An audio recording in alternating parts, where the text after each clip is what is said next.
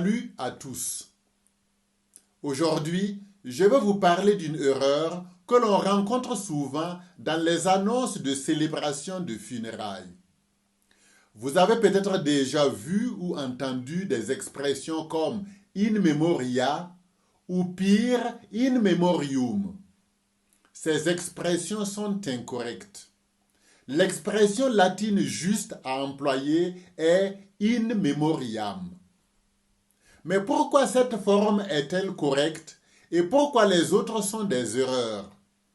Je vais tout vous expliquer et nous verrons aussi que in memoriam porte une richesse de sens qui va au-delà de ce que l'on imagine souvent.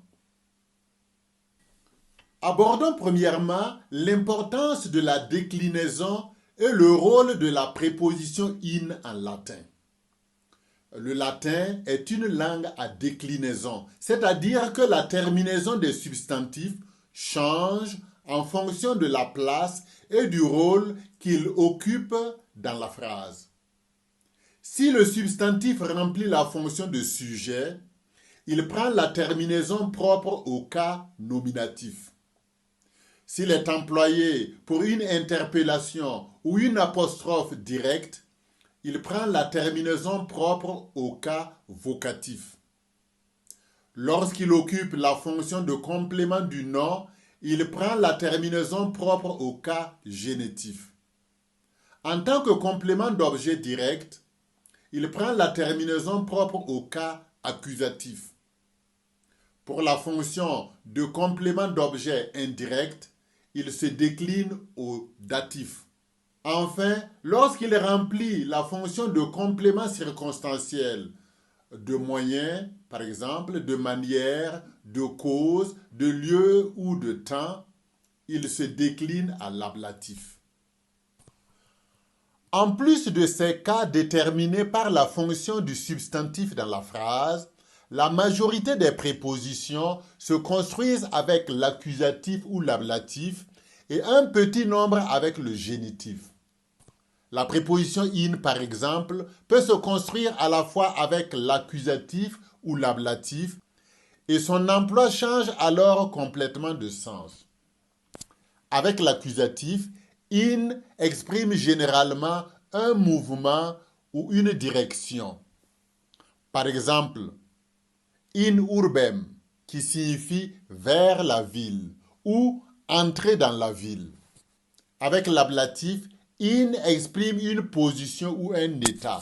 Par exemple, in urbe signifie dans la ville, au sens de se trouver à l'intérieur de la ville.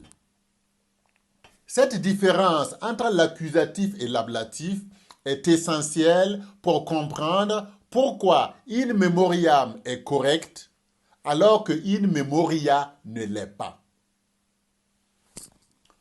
Pourquoi in memoriam est-elle correcte? L'expression in memoriam utilise l'accusatif memoriam, accusatif singulier de memoria qui signifie mémoire ou souvenir. Avec in et l'accusatif, cela signifie en direction de la mémoire ou à la mémoire de quelqu'un. Cela exprime un acte intentionnel, un hommage tourné vers le souvenir d'une personne. Mais il y a plus.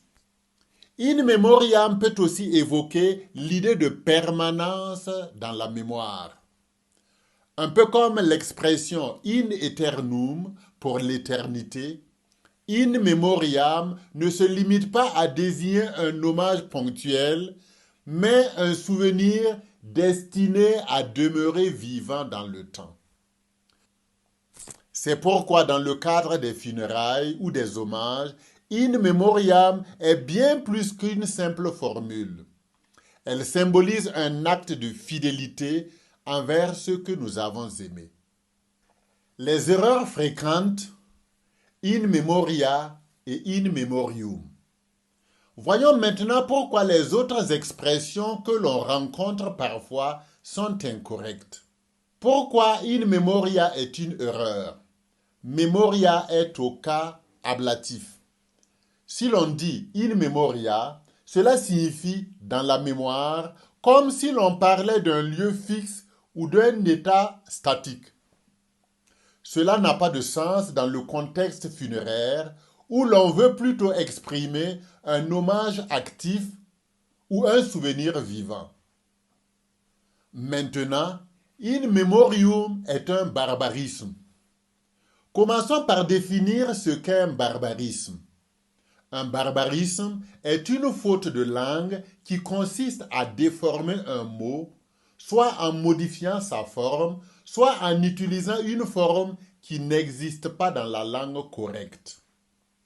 Memorium n'existe pas en latin. C'est une faute issue d'une confusion, peut-être influencée par des mots en ium en latin, comme gaudium, joie, ou sacrificium, sacrifice. Dire in memoriam est donc totalement incorrect. La richesse et la profondeur de in memoriam. Il est important de comprendre que in memoriam ne se limite pas à une simple traduction de en mémoire de. Cette expression porte une dimension de profondeur et de permanence en suggérant que nous gardons nos défunts non seulement dans un souvenir momentané, mais surtout dans une mémoire durable. C'est un acte de fidélité envers leurs souvenirs, une manière de proclamer que leur mémoire reste vivante parmi nous. Pour conclure, souvenez-vous que l'expression correcte est in memoriam, car elle exprime parfaitement à la fois un hommage tourné vers le souvenir et une idée de permanence dans la mémoire, comme un engagement à garder nos défunts vivants dans nos cœurs et dans nos communautés. Évitons donc les erreurs comme in memoria et in memorium qui dénaturent cette belle expression.